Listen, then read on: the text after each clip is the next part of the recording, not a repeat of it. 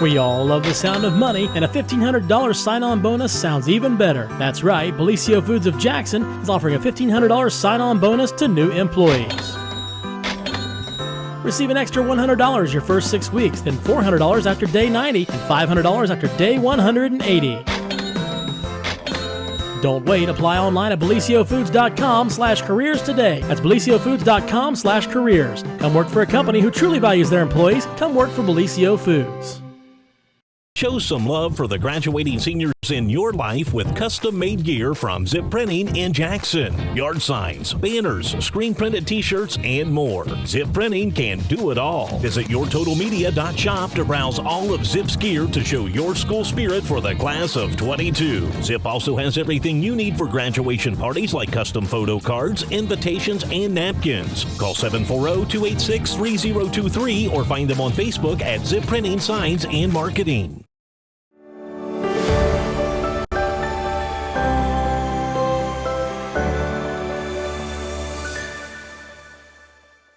Good morning, everyone, and welcome to another edition of the morning show right here on Main Street TV. Of course, Jennifer here to start off your morning with our good friend and man about town and knower of all news stuff, Pete Wilson in the house. Welcome. Thank you very much for that fine introduction.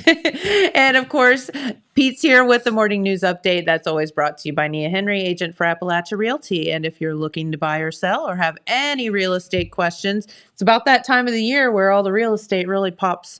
Give Nia a call, 740-418-4135, and she'll be out working for you. All right. Okay. Yeah. Well, very good. We have a healthy stack to get through. Yes. All kinds of stuff like usual. And you have a pretty spring shirt on today, Pete. Right. You look like an Easter egg. Thank you. A robin egg. Tried to convince the sun to come out any way we can for it to warm up. I think it is going to warm up. It was pretty cold this morning, wasn't it? It's very chilly, but that's okay. You know why? Because if you wear a coat, we now have a new coat rack in the studio. Okay. All right. We're so excited. That is big news. It's the little things in life, James. James, I think it's worthy of a picture. Yeah, sure. Can we show 100%. the coat rack? It's very important that everyone gets to see the fact that we have a coat rack here. Right. And now, the inside word is that it was relocated from another place. So Yeah, and when I say, oh, there we go. Okay, James. Oh, there she is. Isn't she beautiful? Look at her. Yeah, it's basically we have a coat rack because James and I were walking down the hallway and there was one out in the hallway. And we both said we should snag that coat rack. And so James picked it up and we ran. okay. And no one caught us. All right. No alarm bells rang or anything. No. So now we have a coat rack here. So we are super duper excited. Again, it's the little things. Right. You would think that, we got $1 million, but Looks like we're instead going to we got a coat accommodate rack. 6 or 7 coats there. It's very, very luxurious. It's very luxurious. Yes, no doubt about it. Yes, and it breaks apart into 3 pieces in case you need to, store it away. Right. Whether you want it to or not, it will break apart into Right. 3 pieces. Whether we mean for it to or not, it Very, does. very handsome, made of imitation mahogany. I Yeah, think. exactly. All right. Yeah. Jackson County's finest imitation mahogany. Okay. All right. Well, It's one of the best things that money can buy on Amazon. okay. All right. Anywho, sorry, Pete. Oh no, that's okay. We need a little levity in our lives, don't we? Right. Because I'm gonna talk about something that wasn't so nice up in Vinton County last night. Oh no! Still working on the details on that. We're told we'll learn more this morning or a little later anyway. But an incident last night in the area of Haggerty Road, Locker Plant Road, and State Route 683. It was in more than one place. But it all started, and this was just what I was able to get last night. Okay. From the sheriff's office in Vinton County. There was a domestic violence incident at I presume, a residence. Male suspect fled the scene. Of course, sheriff deputies going to confront this situation, which could always be very violent and potentially deadly. For sure. When there's these things going on, they can escalate. Get All very right. passionate. Right. So the deputies responded, and the male suspect fled. Not sure whether the male suspect fled before the deputies got there or after the deputies got there, but there was a pursuit that followed. That has been confirmed. Later on, a little bit of a standoff or search involved as well. Some time passed. People were aware there was something going on, that there was a suspect on the loose, potentially dangerous given what had happened before. And that male suspect apparently did give himself up after a time. This all occurred in the mid-evening hours. I think it all wrapped up, around 9 o'clock, something like that. And that suspect now is in custody. Don't know what charges he may face. His name has not been released yet. Exactly what happened and where it happened has not been released, but that was the general area that the sheriff himself posted on his Facebook page, and it was later posted on the sheriff's office Facebook page. I talked with somebody at the sheriff's office both last night and this morning, and I am assured that a news release or more information will be released to the public, or to us at least, sometime maybe this morning. Okay. So we will be following up on that, but the bottom line is nobody ended up getting hurt. That's good. Either on the front end or the back end of that event. So we'll certainly be following up on that. What we do know, which is not much, I'll admit, is up on website and on Facebook. All right, a very unusual situation. We're going to turn to sports, but it's really kind of like news. All right, not too long ago, both the Wellston Board of Education and the Oak Hill Board of Education hired new head football coaches. Yes. Now, this is a supplemental contract. It usually goes along with the teaching contract, which is the main job. Right. But it's a big deal in these towns, in our communities. The football, heck yeah. football team is a big deal. So it was a big deal when they were hired, and it's a big deal also when they decide they're not going to stay with it. And that is the case. At Wellston, Nolan Yates, who had been hired back in February as the new head football coach at Wellston, replacing Mike Smith. There is Nolan Yates right there. Very well known in the area because he graduated from Vinton County High School, played with one of their best football teams ever in the 90s. Then later on, coached at Vinton County. Most recently, he has taught at Pike Eastern and been a coach at Jackson on the lower levels. Well, he was hired as the head coach at Wellston in February. On April the 26th, which was just last Tuesday, he submitted his resignation. And so there was lots of people wondering what's going on there. He posted something on Facebook. He has also talked to our sports editor, Todd Compston, and the nub of it is that at the time he was hired as football coach, he did not have a teaching position. He was assured one. Well, because of his qualifications and what's available, the teaching job available, he says, is not good for him as far as, him being the football coach and doing what he does, what he needs to do, when he needs to do it. And so he has decided to resign. Doesn't seem to be any bad feelings that I can tell anywhere around. Todd Compston talked to the board president, Terry Gill, last night to get some comments. And all of this will be covered in more detail in our Saturday edition, maybe in advance of that on the website. We'll see as we gather all that and Todd writes it. But the bottom line now is Nolan Yates steps down as the football coach at Wellston, and they will be scrambling to find a replacement. It is considered a big deal when a professional position, even a supplemental position, is not filled before the end of the school year, particularly if it's past April. Because April is a time when a lot of teaching contracts are awarded, approved, extended. Okay.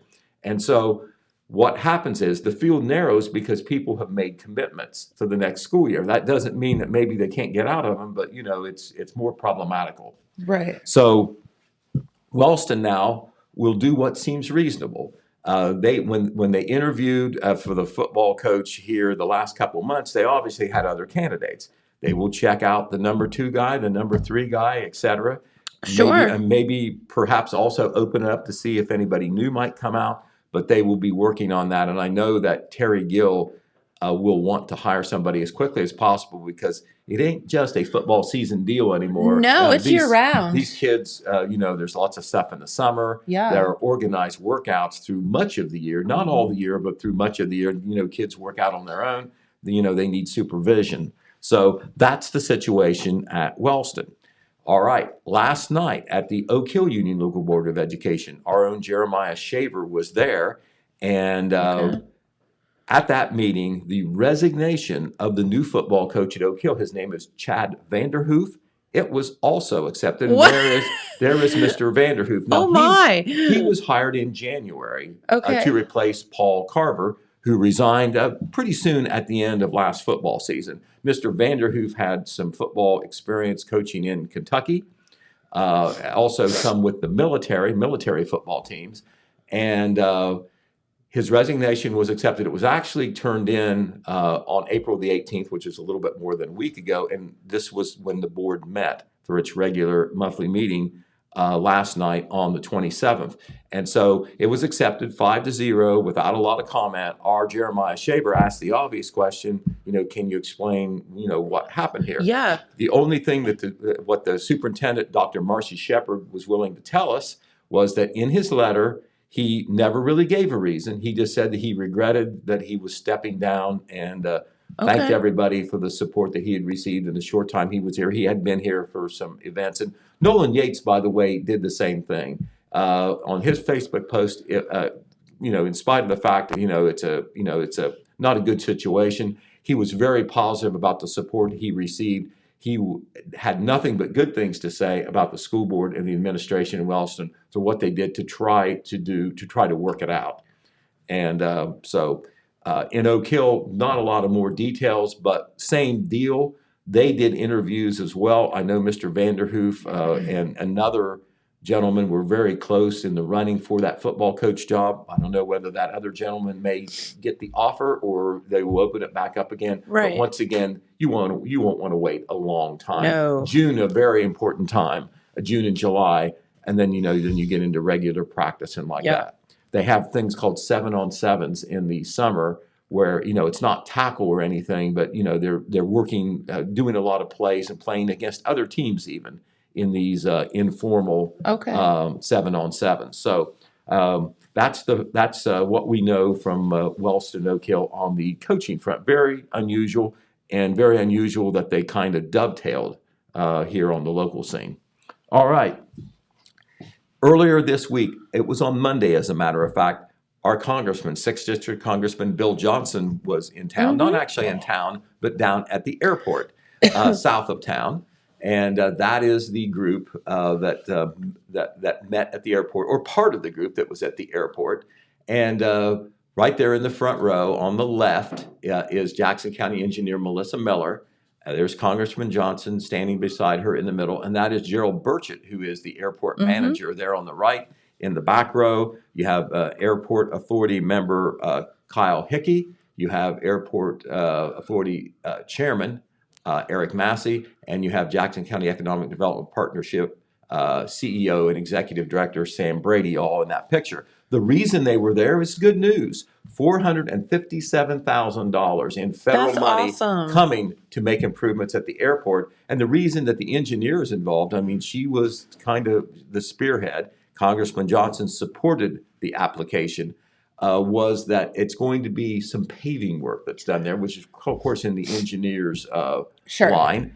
Also, some security work will be done out there to make it, a safer, more secure location. Not sure when that work will be done, but this was kind of like the formal celebration that money will be coming and that work will be done and that is a county-owned airport, of course, the James A. Rhodes Airport. They're south of town off 93 and Keystone Station Road and Hanley Road. All right, Judge Mark Music, the municipal court judge in Jackson, has a very busy job, as you might guess. All the misdemeanor cases come through him. Some of the felony cases may even start there. The caseload is huge. But Judge Music has been a leading advocate and crying out publicly about the problems involved with the lack of jail space here in Jackson County and all the direct and indirect impacts, many of them negative, that occur because there isn't enough room in the Jackson County Correctional Facility, also known as our county jail. Right. And he is going to have a public forum, community forum in Oak Hill this evening. It will be at 5:30 p.m. there at the Imogene Brunton Davis Memorial Building. We had a very detailed article that Phil Buffington, our associator, did a great job on It was printed in our last Saturday's paper. It's still available, not only in the paper, but online on our website if you want to check it out. But the skinny is that this will include a general discussion, question and answer session centered on the current issues and interest of criminal justice, the life of a court case, issues affecting incarceration, probation, community service and recovery programs, their alcohol, drug, and mental health needs. There's also, of course, addressing the lack of jail space, which is wrapped up with all of this. Give Judge Music a lot of credit. He will be there, and this will be a situation where they're not only giving information, but it can be give and take from the public. That's awesome. So this is we've talked about it before. There's been lots of ink spilled over this issue, but the lack of jail space is a serious issue in Jackson County. Other places too, but in Jackson County, this is where we are. So you need to be clued into that. A lot of people don't understand why our corrections officers and law enforcement officers are traveling 2 and 3 hours to deliver a prisoner somewhere. Well, and the time and expense that this takes. It's a lot. Right. And so, something needs to be done about it. And also the other end of the equation is how to handle it because you don't have the jail space. All right. In the city of Jackson, Jennifer, at the last city council meeting and the police, fire, and traffic committee meeting that we talked about that was before the meeting, what they decided to do? What did they decide? They decided not to do a traffic study at all. Little surprised I was. Alex Shope, our editorial assistant, was there, did a great job writing this story up. We're going to have it online here maybe later today. It'll hopefully be in the paper on Saturday with the details. They seem to lean towards the need for a traffic study, but what they decided was that it's just a little pricey. It was going to be about $25,000. Okay. And they they got the police chief involved, they got the administration involved, maybe some other supervisors, and they talked about, what to do at these key places in town where they think the traffic control could improve with some changes. And so they have decided already to make some of those changes that maybe the experts would have recommended with the price tag, of course. And, time would have passed on top of that. When we posted the story about the meeting that was going to be held at 6 p.m. ahead of the Jackson City Council meeting, there was some social media commentary, negative. You get negative commentary sometimes on social media, right? A little bit, right. yes. People wondering about the cost. Occasionally, right? Yes. And that doesn't mean that it was a bad thing to do. I'm sure they would get some great guidance there. It's just they're just asking questions. It's just every day in our lives we've got to decide whether something's worth the money that we're going to spend for it. Right. But what they decided were these following things. Not necessary, and this is a big deal if you live in Jackson or travel through Jackson, so I'm going to go down the list. Here are the things that are recommended and that they plan to implement because, they are the decision makers. This is what the administration came up with. They bounced it off council. To my knowledge, they'll probably go forward with these things as they can get them set up. It involves mostly eliminating traffic lights, but here they are. All right, a 4-way stop will be implemented at the intersection of Pearl Street and Portsmouth Street and at the intersection of Pearl Street and Broadway Street. So those are traffic light situations that are going to be gone. Pearl and Broadway and Pearl Street and Portsmouth. Now that's downtown. They're taking out the traffic lights? There's going to be a 4-way stop implemented instead at those places.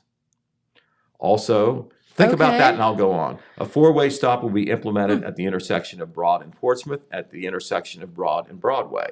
Once again, I believe we're talking about traffic lights being eliminated. A 3-way stop at the intersection of Broadway Street and South Street. That also is a traffic light. A 4-way stop will be implemented at the intersection of State and High Street, and a stop sign implemented at the intersection of State, Walnut Street and Bridge Street. That is the intersection that kind of sparked all this talk about traffic. So that's already in place. But once again, State and High, that is a traffic light as well. A 4-way stop will be implemented at the intersection of High and West Main Street. That's a traffic light. As decided by the committee, no traffic study will be required to influence these decisions. The decision not to seek out the study will save roughly $25,000. Now, so you say, is stop signs better than traffic lights? You can debate it, but what Chief Brent Hinch says, the newly named police chief, his in his professional opinion and what he has learned, observed, and feels is that stop signs are better regulating the traffic, because he says that when there are traffic lights, people try to beat traffic lights. They speed up because they think a traffic light is about to change or it's changing, and that creates a possibly dangerous situation as well as speed. Also, the stop signs will serve to slow down traffic overall. It's not going to be through traffic. There's going to be stop signs. So anyway, where was all this when we were cruising the block in high school? Right, it hasn't happened. It hasn't happened yet. But just kind of visualize that all those intersections I said, a lot of traffic, traffic lights are going to bite the dust unless some decision is changed. I always did wonder the one at like High and State. It's just kind of a rando traffic light in the middle of. Well, yeah, I think there's like lots on the of places. Kind of the outskirts. I'm like, why is that there? As a longtime resident, I moved here in kindergarten. As a longtime resident of Jackson, I will say I wasn't against these traffic lights. I'm still not. But a lot of times you're there and you're the only vehicle sitting there, and you just want to wait on it. You don't think anything about it. You're not angry about it. But it is a lot of times you could get there and you look both ways and you go. The only thing on the four-way stops, some people who at four-way stops seem to think it's a two-way stop, and it's through the other guys, not for you. Something like that. And then I feel like four-way stops are like, we need to have the police chief come back in and explain the laws about four-way stops, because I feel like people all just sit and look at each other. Like, I don't know. And it's like, driver's license, 16-year-old permit 101 is to know like what to do at a four-way stop. To me, one of the confusing situations is that if you pull up and a car pulls up just seconds behind you, and you're the one turning left. Because normally you don't have the right of way turning left against them. But if you get there first, you really do, technically. Yeah. But will the other girl correct. think, well, wait a minute, he's turning left in front of me. He can't do that. Yeah. But to me, I don't think I'm telling you wrong. Whoever gets there first, they go first. That's the way I look at it. And then if you get there at the same time. But you might drive defensively. You might drive defensively and look. That's true. Look before you leap. We'll get Brett Hinch back in here to talk about that, because isn't it the person like to the right has the right of way if you get there at the same time? That might be. I've heard that before. What? Yeah, you go if someone's at everyone, you go clockwise. Well, I know, but somebody's got to clockwise from where? You got to start somewhere. Whoever the last person that went was. Maybe there'll be. I can just see it like everyone. Maybe there'll be a four-way stop seminar. That the city will have. No, we should seriously have them in. Is roundabouts would solve all those issues. Yes. You know what? I went from hating and despising roundabouts to now I think they're like the best thing ever. Watch the Mythbusters episode where they compare traffic flow from a four-way stop and a roundabout. Oh, really? Other than, look, kids, Big Ben, Parliament. Yeah, assuming. It's much more efficient. You just got to understand on the roundabouts, though, you hope that some people come to the roundabouts knows what yield means. Correct. Well, and the thing with use those either. I mean, I'm just going to say Jamie has gotten us killed about 30 times until he realized how they worked. And then it's fine. But if you're in the roundabout, you have the right of way. If you're not in the roundabout, you have to yield. It's a very simple thing. Right. But will everybody understand that? Well, you hope. So there you go. There's traffic pattern, class 101. But no, okay. So that would be good to get the plea. We'll have him come in and talk about that. He wants to be public about everything, for sure. Including traffic stuff. So anyway, we'll have stop sign class. Okay. All right. No, that's probably necessary because I don't think there are a ton of four-way stops in Jackson. There aren't, and then it gets confusing. Like there's a five-way stop in Jackson. I know where that is. Is there anywhere in the world that there's a five-way stop? I didn't even know that existed. So yeah, you got to think about that. So all right, we'll that'll be a great show. Okay, right. He'll come. We'll head north to Macarthur now, and of course, Red Thompson Jr. has reported on, and through extension, I have reported on. The deal with Hotel Macarthur. That is the hotel right across from the courthouse in the middle of Macarthur, right there at Main and Market Streets 93 and 50. The red light. And of course, it was announced earlier, big deal, that the CVB was trying to acquire the property. And if they acquire the property, they were going to have heritage tourism, which the definition of that is they were going to basically renovate the hotel and try to have more lodging there, classy lodging and upscale lodging, very nice pool, all that right there in Macarthur. And this is kind of like a build on to the push that they continue to have for tourism in Vinton County, knowing that they're close to the Hocking Hills and so forth. A lot of that already on the northern end of the county. This would be right in Macarthur. But the big news this past week or so is that the CVB closed on that purchase. It has been purchased, and there's several good things about it. It means that the project will continue to go forward. They're still going to have to get more funding to kind of develop the project, but the building was supposed to be in foreclosure, but they worked out a agreement on that, so that didn't get tied up in legalities. The owner of Hotel Macarthur was able, to get some money for the purchase and get out from under on the possible foreclosure. And there was a tax settlement of $36,000 where money went to different taxing entities in Macarthur, including the county, the Vinton County schools, et cetera. So the village of Macarthur. So money went to all those too. And so sounds like that project is staying on a positive track.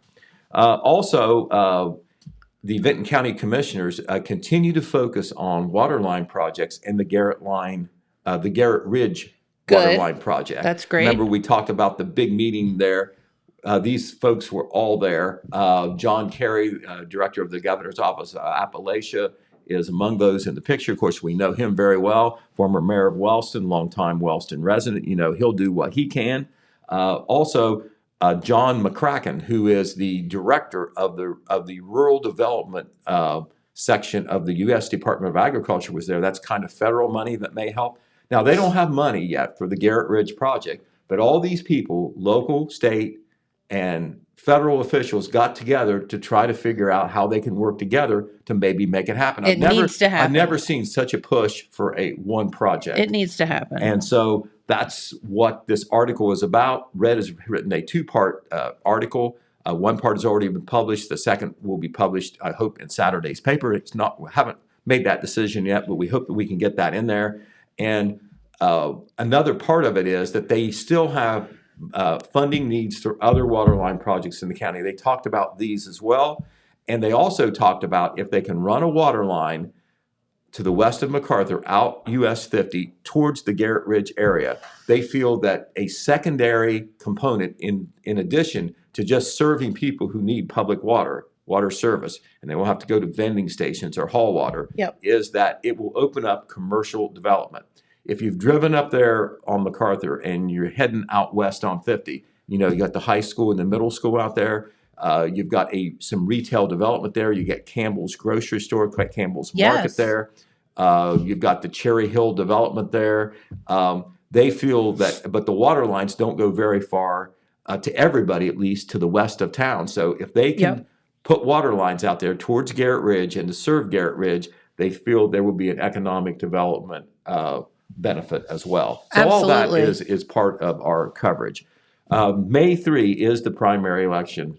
It's coming up. No, I know. If you watch TV, Don't forget. If you watch TV, you know that there's a pretty active Senate and gubernatorial races on both the Republican and Democrat sides, and that's really kind of the spotlight locally. We had Ryan Pelletier in here to talk about their fire levy. I'm sure he brought that up, didn't he? No, we didn't. He did when he was here. Well, they have a fire. We talked about the fire department. Okay, well, that's very good. He is, of course, championing the passage of a replacement fire levy on Tuesday's ballot. There is also a new police levy on the ballot for the city of Wellston.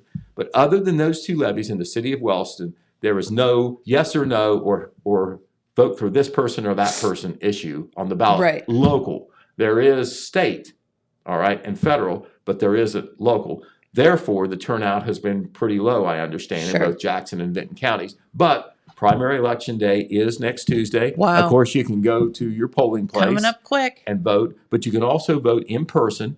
And the polls, or rather the elections office, are open later this week for in-person voting. They're open at 8 a.m. in the morning all the way till 7 p.m. in the evening. That's today and tomorrow, Friday.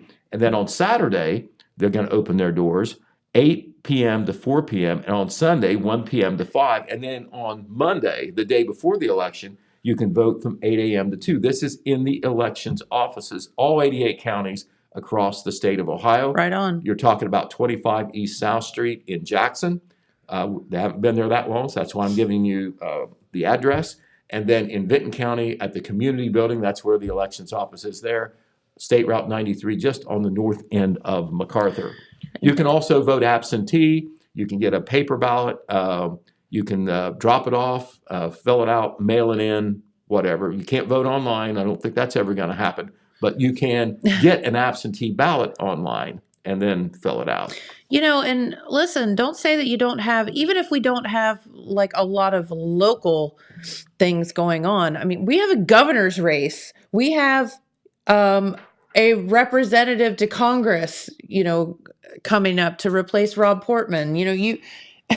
There's a lot of important things to vote on. So please, right, get out and vote. This is a so-called off year because it's not presidential, but we have a governor's race. Ohio is electing a governor this year. Yeah, they're also electing other state level elected positions like Secretary of State, Treasurer, Auditor, yes. Treasurer, etc.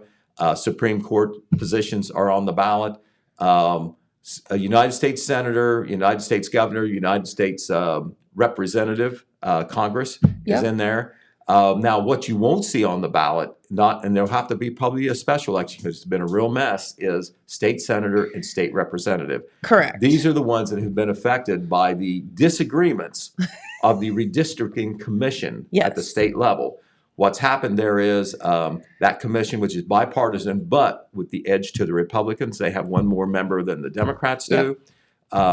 They have not been able to get their redrawn districts based on the census because, they had to do this every 10 years. Darn you, census. They weren't able to come to an agreement, and the state Supreme Court has not approved the maps that the Democrats oppose. Right. And it's interesting because the Republicans have the majority on the Ohio Supreme Court. Not that anything ought to be political, of course. All right. So quite a mess. Anyway, we still have a state senator. We still have a state representative. They're supposed to be elected this year, but we're going to have to wait it'll be a delayed primary just for that. Yep. So that's going to cost some money too. All right. So, hey, I want to talk about gas prices real quick. Okay. Do we? Yeah, well, they're not it's not as bad as they used to. Remember, we were around 409 or something. Yeah. And now the average in Jackson County is $3.88, 0.6. This was as of Monday.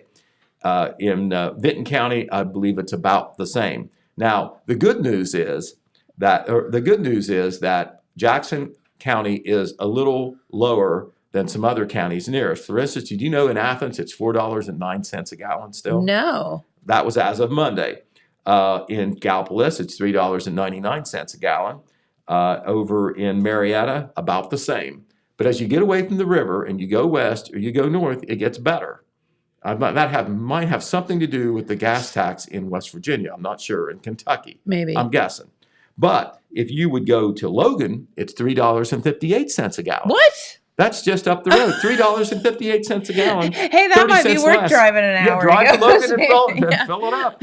Go to the Hocking Hills and be sure to fill up on the way home. There you go. Right. Right. Washington Courthouse, $3.77 a gallon. Just over Chillicothe, $3.78 a gallon, about 10 cents less than what we've got now. So why it's all over the map? There are reasons, and of course there would never be collusion on gas prices. Oh no, right? no. Okay, right. That's purely speculation. Yes. All right, but anyway, the gas prices are better than they were, but they're still kind of high. Yeah. They are. All right. Good news. We need good news. Yes. Only one COVID-19 case in Vinton County was reported this week. Wow. Jackson County Health Department did not have a new report, so it must not have been too bad. There you go. No news is good news. Right, exactly. All right. As you know, starting next week on Thursday, it's Wild Turkey Festival time. Whoop. We'll be talking a lot more about that, covering a lot in the paper as well. That will start Thursday, May 5th. It will go through Sunday, May the 8th.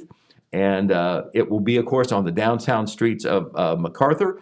We've heard about that from the hierarchy. Bill Beckley and Chris Cram, I know, were here from the committee. Yes. And, of course, the young ladies who represent the Turkey Festival as the queens in attendance, they were here. And there's going to be new royalty crowned on Saturday night of the festival. Not this Saturday night, Nope. but the next Saturday night. Yep. Next week is Wild Turkey Festival week. One of the... by the way, the Grand Marshal this year, we want to tell you, is Cassie Rice Spencer. Aw. She was a Wild Turkey Festival queen back in the day. Not all that long ago, but back in the day. A few years ago, Cassie. After you were horse queen. Yes, I'll just it say was that. a few years after that and a few years ago. Right. Okay. Well, anyway, what a great choice for Grand Marshal. Yeah, Even though she does lives a way lot. out of town, she comes back to, be the MC of the Queen's Contest and often takes part in the festival as well. One of the new things at the festival and this will be in the Saturday paper, will be the Thunder Roads, Ohio motorcycle exhibit. Big deal. A lot of people are excited about that. Yes. And they will have motorcycles on display, all types, vintage to modern. That'd be really cool. All during the festival. Red Thompson Jr. did an interview with Derek Smith. He is the big wheel of Thunder Roads, Ohio. That is a magazine as well as a thing. Okay. And he got some interesting information from him. And that will be maybe one of the big attractions of the new festival. All right, we're very close to May. When is May? Is it like Sunday? Monday? Well, let's see. Today is the 28th of It's Sunday, isn't it? April. 30 days. May Day is Sunday, April. May the 30 1st. days. Right. That's where you go around the pole, right? The May pole? Is it? I don't know. I don't know either. We talked about it in school, but that was a long time ago. That was a few years ago. That was before you were horse queen. Yeah. All right. But anyway, what happens in May? Of course, it's down the home stretch for the schools and the news that comes out on the top academic achievers. We're going to start hearing about, the top students in each class, the valedictorians, salutatorians, top of the class, whatever they call them. The first one to announce is Christian Life Academy, which has for now several years had a high school. Correct. And their 2022 graduation ceremony is going to be Saturday, May the 14th at 7 p.m. at the Good Shepherd Wesleyan Church, just outside Jackson. The two honor students are, the valedictorian is Amy Meredith. She is the daughter of John and Shelley Meredith, and there she is. Congratulations, Amy. She has attended CLA since preschool. Wow, cool. She plans to attend Hocking College after graduation to major in early childhood education. The salutatorian, the number 2 student in the class, is Ryan Isaac. He is the son of Charles and Michelle Isaac, and there he is, visited somewhere neat, it looks like. Yeah. He has attended CLA since the 6th grade. He plans to attend Ohio University and major in integrated social studies education. Once again, the CLA graduation ceremony is scheduled for Saturday, May the 14th at 7 p.m. at the Good Shepherd Wesleyan Church. It's all Good part of for one building, them. the school and the church. The graduation speaker, by the way, will be a former CLA teacher, Juanita Leedy, who now lives in Ravenswood, West Virginia. Cool. At the last school board meeting in Vinton County, where Red Thompson Jr. Staked himself out and covered it, it was last Tuesday. They did a bunch of honors and recognitions at that school board meeting. One of the things they did it earlier than they usually do. They announced their honor students. Oh. They are, the top 2 are Cameron Zinn and Kerrigan Ward. Yes. And Red Thompson Jr., by golly, he had his phone out and he did a nice video. Red was on the scene. That we can show you now. He interviewed those 2 girls. So glad that we're spotlighting the academic achievers. Yeah, well, first I'd like to thank the administration, my teachers, coaches. I mean, I couldn't have done it without them. It was definitely a lot of hard work put into this. But, I'm just really excited to graduate. But although I'm going to miss high school, I've been really pleased with everything that we've accomplished. I also want to thank Cameron and Cassandra because I definitely couldn't have done it without these other 2. We pushed each other and we're always there for each other, help study, get homework and everything. So it was just really special getting to grow up with the same group of girls, and I think that chemistry kind of allowed us to have the success that we did, and it was amazing, just 4 years together, and we did have the most success this volleyball program I ever had. Yeah, I think we were really motivated because Vinton County Volleyball hadn't been very successful in the past years. So when we came in, that our job was to win the TVC, win sectional. It was pretty awesome. to do it 3 years in a row. And I'm planning to attend Wheeling University. I'm playing volleyball and majoring in nursing. I'm planning to attend the University of Cincinnati to major in neuropsychology. Okay, well, that was Kerrigan Ward on the left, Yes. Cameron Zinn on the right. We've heard their Very names good. before. Cameron, in particular, because, you know, we cover the sports and we know what she's Correct. done there. So she's There's good in and out of the classroom, No obviously, doubt. and so is Kerrigan Ward. And so, as I said, so glad that, you know, they're in the spotlight. And what we do at the Telegram every year, I force this. I make sure that when the honor students are named, that is an important story that gets out there. It It's not should somewhere be. shoved back on page 17 or something. That's right. We try to put it on the front page if we can. They deserve it. Because, you know, they certainly do deserve it. And so we're starting to hear those names. The Oak Hill Union Local School District also named their honor students, and we'll be going over them next week. And Very then good. soon we'll hear about Jackson and Wellston as well. That's right. All right. So things in the community to talk about. Remember the military recognition dinner they're going to do for the military recruits out of the high schools? Yes. We had I think you had Randy Scott here. Yes. And I think somebody else was here too to talk about that. Mr. Roseberry, I think, was here. Well, they wanted to get it out, not only remind people about it because they've never done it before. It's Saturday, May the 7th. It will be at 5 p.m. at the DAV here in Jackson on Pearl Street. That's right. And it is for any young man or woman who will be graduating from Jackson, Wellston, Oak Hill, Vinton County, Ross Southeastern, or Pike Eastern High Schools. They can come, and the dinner is for them. It's to say thank you for being willing to serve our country and put yourself on the line that way. It's for their families as well. And part of the recruitment process is making sure the word gets out there because they've never done it. They've worked with the high schools. The organizers have. These are military organizations in town that are doing it. The DAV, the VFW, and the American Legion in Wellston, I think, is involved. Maybe other veterans organizations helping with that as well.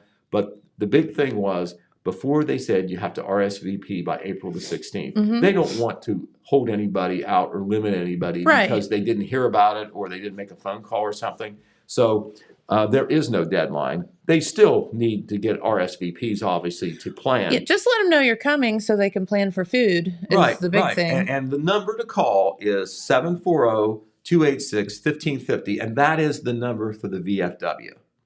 So once again, 286-1550. Just call whenever, if you think that you want to go. And, you know, this is a great social opportunity to meet other recruits that maybe That's right. that these kids don't know from the other schools.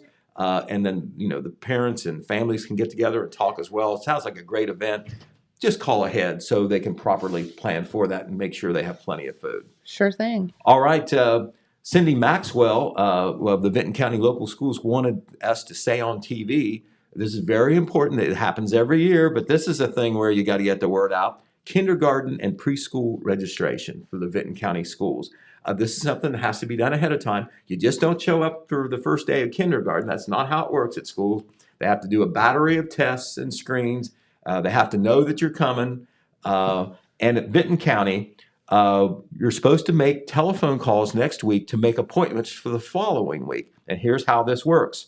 If your student has the last name A through L, you're supposed to call the superintendent's office, the district office, at 596-5218 on either Monday, May the 2nd, or Tuesday, May 3rd, and they'll make an appointment for the following week. Okay. If your last name, the kindergartner's, the prospective kindergartner's last name or preschool student is M through Z, they call that same number, 596-5218, on either Thursday or Friday, May 4th or May 5th.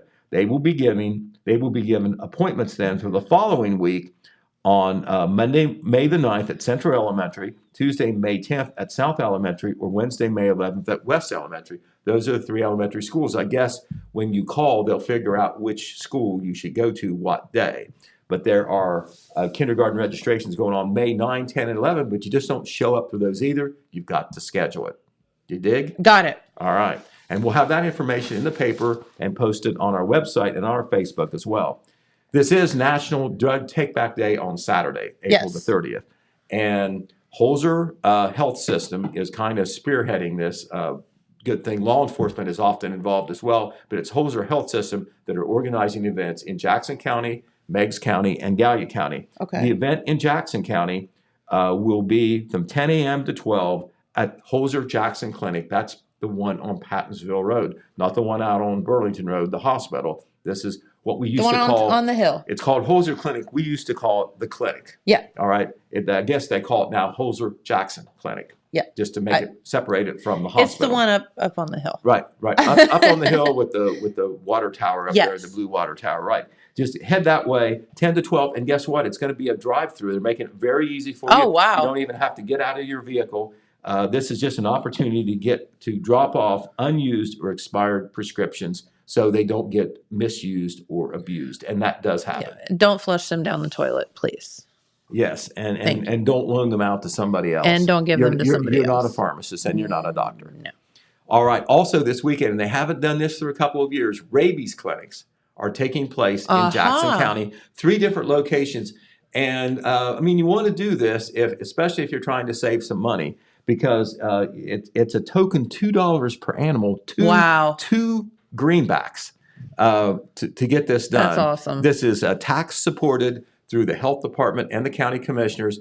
The veterinarians pitch in by donating their services, I understand. And then there are facilities that allow their facilities to be the host sites. They used to do that. They used to rotate around on different Saturdays in May, but this time it's going to be all this Saturday at 3 different locations. In Jackson, at the Jackson High School Fieldhouse from 11 a.m. to 1 p.m. At Oak Hill, the Madison Jefferson Fire Station from 1 p.m. to 4 p.m. And at Wellston, at the Jackson County Fairgrounds from 11 a.m. to 1 p.m. 3 different locations, dogs and cats. Okay. All right, don't bring them together in the same box, though.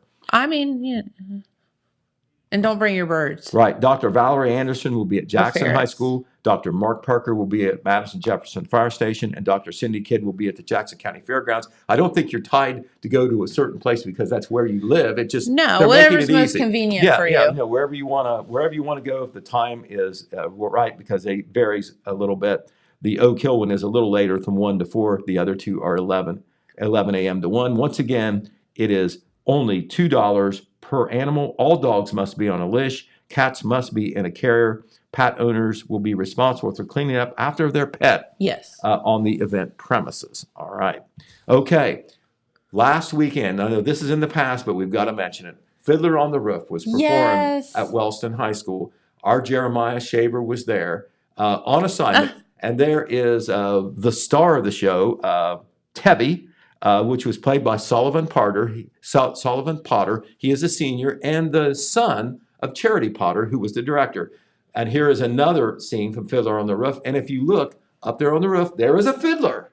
What? All right. I mean, what? That's way. That's the fiddler who is actually on the roof. That's why we chose that picture for TV.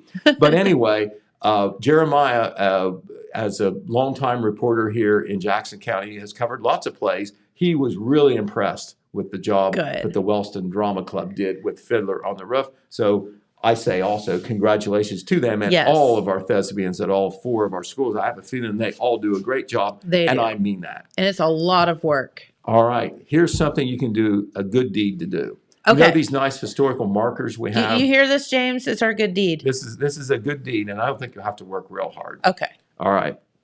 Mike and Deanna Stroth, Jackson residents, both members of the Jackson Historical Society. They are among the best at being involved and trying to do things to promote and preserve history. They're authors as well. We talked about the coloring book they did through the Buckeye Furnace. Yep. Well, they are spearheading a historical marker cleanup project, and it's going to be tomorrow.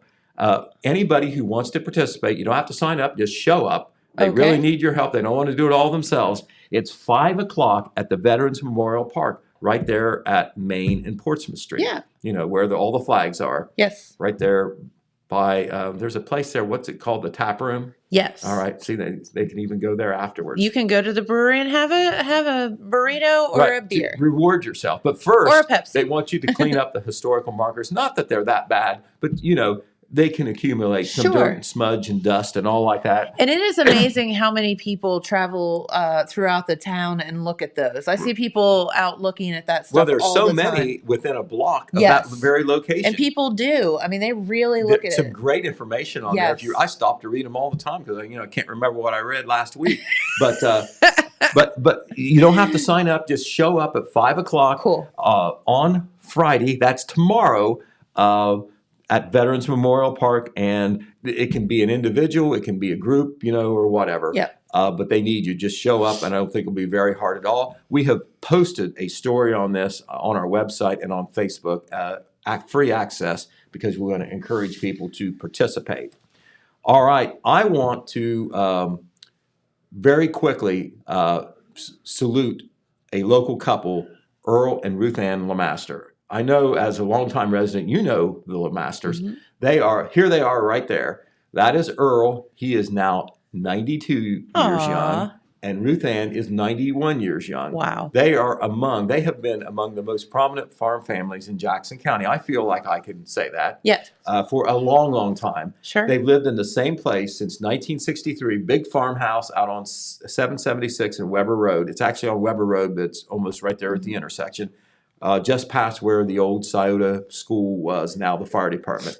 Anyway, just very recently, Earl sold his farm, big farm, to Dylan Newsom, by the way. Okay. And the farmhouse and all like that. They had a big auction last Saturday that Seth Michael did. Gotcha. And yesterday, if it happened as scheduled, Earl and Ruth Ann became residents at Holzer Assisted Living. Aww. Ruth, unfortunately, her health had declined, and she had been a resident at Four Winds Community for about the last year, and Earl had been driving every day to go see her. And obviously, he has a farm, a huge farm. Sure. I mean, at 92. No, thank you. No. Yeah, that's So- too much. So, I mean, he has known this for some time, and this was a big transition in their lives.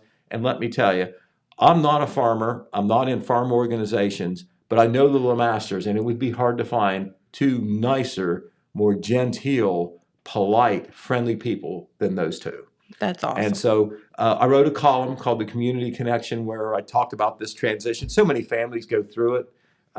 It was kind of heart-rending to go out there. I was at the house to see all the possessions that they had. Ruth Ann, for instance, had a saddle that she sold that went back to her childhood, way back when. Wow. And she had, now get this, not many people can say they have this, a 70-year supply of Reader's Digest. Oh. She ordered it back in the 50s where they had an offer. Nobody usually takes it, but remember how much $35 might have been back then? Oh, She paid $35 for a lifetime subscription, and by golly, she's got her money's No worth. way. What an investment. That is And they wild. held that out. That was not in the auction. They're not going to keep those Reader's Digest, but just in case anybody is interested, they would probably be willing to part with it or sell it. That would be fun to go and read some of those from way back when. Right, exactly. All right. So also next week, the city of Wellston is going to conduct its regular hydrant flushing. That's very important for the public to know because in areas where there work, there can be temporarily discolored water. That's right. Not good if you're washing your whites, right? No, don't wash your tidy whities in the. Right. And if you just, though, run the tap water for a few minutes, it will clear up. It's not Yes. dangerous, although I would wait to drink it after you might want to let it run, right? Yeah. Okay. But anyway, please refrain from washing clothes until the water runs clear. That's obvious advice. They appreciate the public's cooperation and they apologize for any inconvenience this may cause. They think that this will be a 2-week project. They usually start, they didn't put this in this announcement, but they usually go from the north end of the town and head south. Okay. So if you want to know, you can probably call the fire department. They'd be glad to tell you. All right, we're going to go to sports now. And this weekend, this Saturday, is the North-South High School All-Star football game at Massillon. Okay. Way up there by Canton. That's a big football town. Anyway, Jackson High School will be represented. Coach Andy Hall, the head coach of Jackson, the ultra-successful Coach Hall, there he is. He will be one of the coaches for the South. Oh, cool. And one of the players for the South will be Grant Maston. All right. And there is number 57, Grant Maston. He will be a linebacker for the South team. And as it is, Coach Hall is an assistant coach for the South. And even though he's known as an offensive genius, he's going to be coaching the linebacker. So really? he'll get to coach That's so cool. Grant one more time. That's amazing. And so that is a great honor. Not many players get named or coaches get named to participate in that game, and we've got 2 of our own there. And by the way, I'm going to slip this in. Grant announced on social media this week that he is going to be attending, get this, Texas Christian University. Yes, he's going to be a Horned Frog. Right, in Fort Worth, Texas. Love it. He wants to attend the School of Business there. He has a chance to be in a major and prestigious scholarship program. He probably has the academic prowess to do that. Absolutely. And he does plan to give football a try, and that is a big deal because that is a Division I school that has been top 20 some of these past years. Yeah, TCU they're great. Right, the Horned Frogs. And we're so proud of our Grant. I mean, does he do anything wrong ever? Well, this kid is amazing. He did all those things last year on the writing, the Western stuff. Sure. And you don't hear as much about that because it's out of town. Yeah. But, he would go to one of those competitions, who knows where it might be several states away, and then come back to football practice the next day. That's the thing. People don't understand. Like, he has this whole, other life as an equestrian, which I obviously follow. But yeah, I mean, this kid he'll be at a horse show in Oklahoma winning the world championship and then be back the next morning to go to football practice. Right. And it's insane. And he's a great community giver too. I know he gets that from his great family. The Armstrong family, his mother, Melissa Armstrong, Ed Armstrong, grandfather, the whole Armstrong family. Good kid. Great people. He did that program called, Tackles for Tots, where you donated to it, and on the number of tackles, so much per tackle. And he's a great linebacker, so there's lots of tackles. He got lots of people to support him, and he was able to buy a bunch of shoes for kids. Through that. So really just cool. That was great. Yeah, that's all exciting. Right. The youth recreation summer programs are going to start this weekend in Jackson and Wellston. And in Jackson, the Red Diamond Club, you maybe have not heard of it, Jennifer, but that's a support club that works with the city of Jackson. It's private. It's not. It's related to and works with the city. They get city support, but it is a private organization that raises money to run our summer youth baseball and softball and t-ball programs. Okay. They are going to have, they've never done this before, but they're going to celebrate the start of the season with activities this Friday evening. That is April the 29th. There's going to be what they call a rubber duck race at Manpower Park. That's where you buy the ducks, and whichever duck wins, you have a chance to win some money. But because you buy the duck, they make some money off of it to support the baseball program. But then after baseball, softball, and t-ball, then after the rubber duck race at Manpower Park, I guess it's going to be on McDowell's Run there. That's that creek there that runs along the park. After that, they're going to have an opening day parade. They're going to start at the Kroger parking lot right across the street from Manpower. Okay. They're going to go all the way down Main Street, all the way through town, down the hill to the Eddie Jones Park on High Street. And that is where they'll have some opening ceremonies. They'll announce the teams. They'll thank the sponsors. Love it. Then they'll have some baseball games. So, very good. So that will celebrate the start of the season. That's the so Red exciting. Diamond Club does a lot behind the scenes to not only raise the money to support the program, but to conduct it. That is a big deal. A lot of volunteer time there. Also in Wellston, nothing new for them to celebrate the Youth Recreation Summer League. It's Make Wellston Beautiful organization that does that in Wellston. And they will have their opening day celebration on Saturday. They usually do it at the end of April, and this is the last Saturday in April. So that's where they'll do, It will be a parade that starts from downtown on the old Pants Factory lot. Okay. And it will go on Ohio Avenue, then on Broadway, take a right off Broadway on State Route 327 out to all those ball fields they have on the highway there next to where you turn into the high school.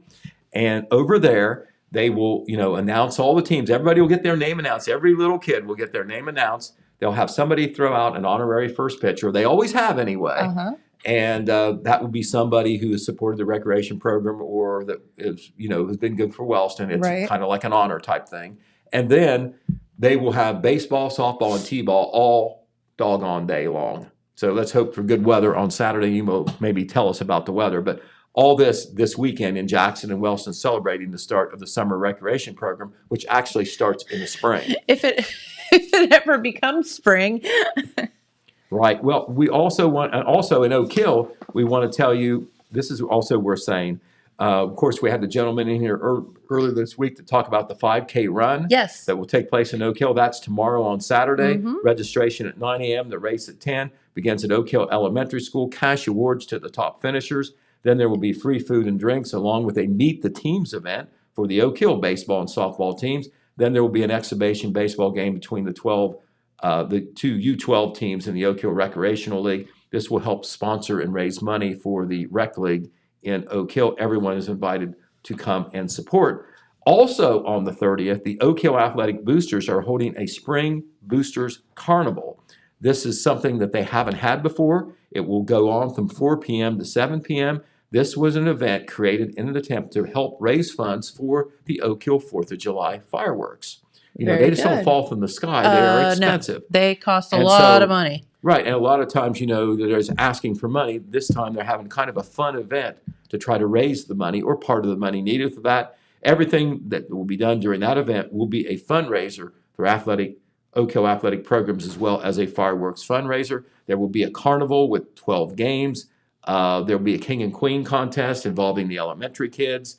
The Oak Hill high school and middle school students, they have been getting involved by selling raffle tickets on a chance to win an igloo cooler and other nice gifts that are part of the prize package. So there are 4 ways to help make this event fun and raise money for the fireworks at the same time and for the athletic program.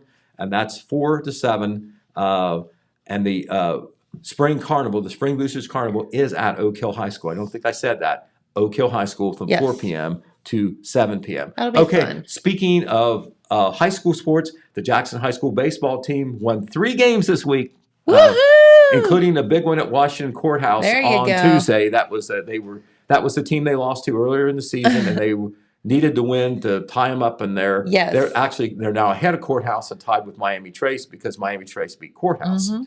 So Jackson is now 14-1. We were there last night to broadcast the game, Dan Morrow and I. Jackson is now 14-1, tied for first in the Frontier Athletic Conference. Bryson Brown, a senior who's going to be playing college baseball next year, he pitched a 1-hitter. Very nice. Also, our own James Hamilton and Rodney Porterhouse-Tomlin were there to do their streaming. Boy, have we gotten some great comments on that. I'll bet.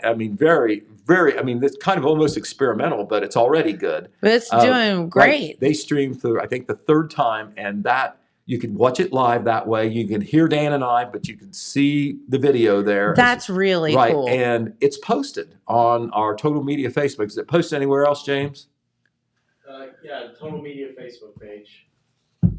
All right. I think it's on the Telegram Facebook page too. I think I saw it there. So you can catch it a couple of different places, and also an interview with the coach after the game on there. Very good. Okay. We want to also tip our hat to Wellston High School softball player Jenna Johnston. Here she is. She got her picture taken.